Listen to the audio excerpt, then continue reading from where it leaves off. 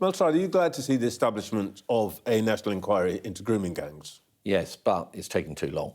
The Prime Minister dithered on this. In fact, he became very defensive about not having this proper statutory national inquiry. He accused us, for example, and Chris Phillips and Kemi Badenoch and others in my party made the running on this. He accused us of jumping on a right-wing bandwagon. Lucy Powell said it was dog whistle politics. What he said is that you had many years to do this and you didn't. We did a lot. We had the Alexis J review. Out of that, we set up a grooming task force that identified and pursued 550 new perpetrators as a consequence of that. We implemented all bar 2 of the recommendations from the Alexis J review. And we have consistently, for some time now, been calling for this national inquiry. So it's good that it's happening. But the problem is, Trevor, if I just finish, said to me that we should be some way down the line now and actually executing it. I'm sorry, say again. The Chancellor says that there are many, many recommendations that you did not act on. So we accepted, of the 20 recommendations, we accepted 18 of those from the Alexis J inquiry. But the important point here is, why has the Prime Minister suddenly decided that he's going to change course? Well, it's public pressure. It's the pressure that we have applied, particularly within Parliament itself. This is the kind of behaviour that we've had over the winter fuel payment, where they came out and did entirely the wrong thing, dug in, came up with all their arguments as to why it was completely absurd to do it any other way. And finally, when it's come to public and political pressure, they have caved. And that's not the best way to conduct public policy. And it's certainly not the best way of standing up for those thousands of young people who have suffered. Mr Farage would claim at least a chunk of the credit for that. Let's take what's happened in Parliament itself. So we had an amendment, a reasoned amendment to the second reading of the education bill. Okay. Reform could have put that forward. We were the ones that did that, and Labour voted it down.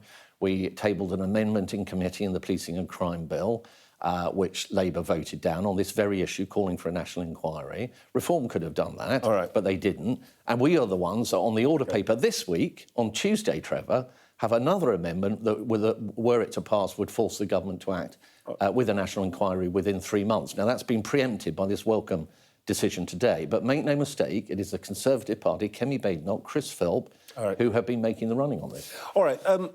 There is war, again, in the Middle East. Your leader criticised the government this week for not backing Israel's attack on Iran more strongly. Do you think that this attack was the most sensible course of action available to Mr Netanyahu? On the assumption that Iran are very close to gaining a nuclear weapon, they've enriched uranium now to a substantial degree. They have underground enrichment facilities, as we know. They've been criticised in recent times by the International Atomic Energy Agency that looks over what countries are doing in this space, sort of expressed their concerns about what's going on. Then I think it's right that we should be very concerned about that potential situation. So, I think it's important that action is taken. If the conflict stays live for many more days, and the Israelis ask this, should we make the UK's military assets available to support their operations? Well, I think it's right that we make sure that we protect our assets, and we have assets in Oman, the UAE, and we have Akrotiri in Cyprus, and I think it's right that the Prime Minister has said that fighter and refuelling planes will be sent into the region to make sure that we do what we can to protect those, given that the Iranians have suggested that they might be threatening them. As to what further action might be taken, I'm not going to speculate on that now. We'll have to see how this unfolds. But the most important thing is we push really hard on de-escalation, that we use our diplomatic offices working with others to try and de-escalate the situation, because the wider ramifications of all of this, of course, could be very, very serious indeed. So it's important that we try and de-escalate. Let's turn to the spending review. Most people seem to think that there will be tax rises coming out of this. I think you've said that yourself in your response to the Chancellor. Now, you don't like windfall taxes, you don't like inheritance tax changes for farmers, you don't like the rise in national insurance for employers, and that runs into tens of billions. Where would you prefer to find the money for that gap? If, for example, government were to have a change of heart, would you borrow or would you be looking for more cuts in public services? Are you a tax riser or are you a cutter?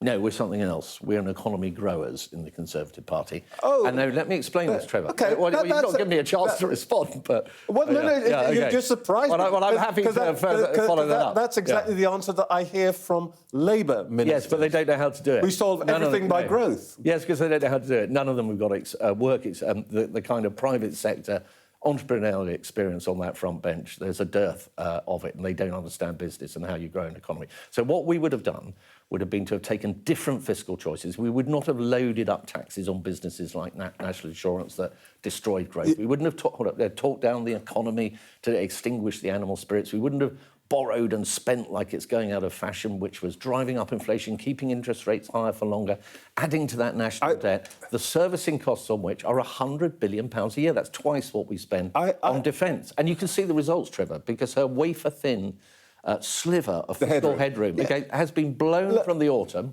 rebuilt in the spring, and most economists say it'll be gone with tax rises to come in the autumn. I don't want to be rude here, but I'm hearing the words magic money tree coming over my head here. I am looking back and thinking, oh, Conservatives were in power for 14 years. How did the growth thing go there? Not very far. Where's it going to come from? Where's this magic? I was trying to explain. No, but I'm happy to explain if you'll let me explain. Go on then. OK. So the first thing is different choices around tax and spending. You don't tax and spend your way to growth. OK. So I think I've covered that. Secondly, productivity. So this government, when they came in, they gave 14% to the train drivers, 22% to the junior doctors. No productivity strings attached. You drive up productivity. And the third thing is welfare. We have a spiralling welfare bill in this country. We demonstrated in office that we could make substantial savings in welfare, £5 billion. No, you did. No, you did. Yes, Actually, let me show you. I wasn't expecting to do this, but let's see if we can call up a chart I shared with the Chancellor, which looked at productivity growth over a period. Well, I was talking about welfare spending just then. I wasn't talking about productivity. But the point is... Although I'm happy to. But the point is, all the time you were in government, productivity fell. It was very poor. Yes, public sector productivity, which is your bottom line there, has indeed trailed off for some time. Look what was happening on your watch. Yes, OK. So that is an alarm bell that tells you have to lean hard into productivity. And the alarm bell was ringing for 12 years. My point, the question you asked me, Trevor, before you flipped your gotcha chart up, the question you actually asked me was how would you have done things differently on coming to office about a year ago? And the answer is you have to, as that graph illustrates, deal with productivity and get it to rise. And what this government has not done is have any clear plan for that whatsoever. So we would have taken different choices, which would have led to a very different situation. And the problem is we've now got a cruel summer of speculation about rising taxes in the autumn, which in itself will be once again another weight on growth and business. Mel Stride, thank you, Sam. Sorry we didn't get on to Liz Truss, but thank you very much for your time. Next time, Trevor. All right, thank you.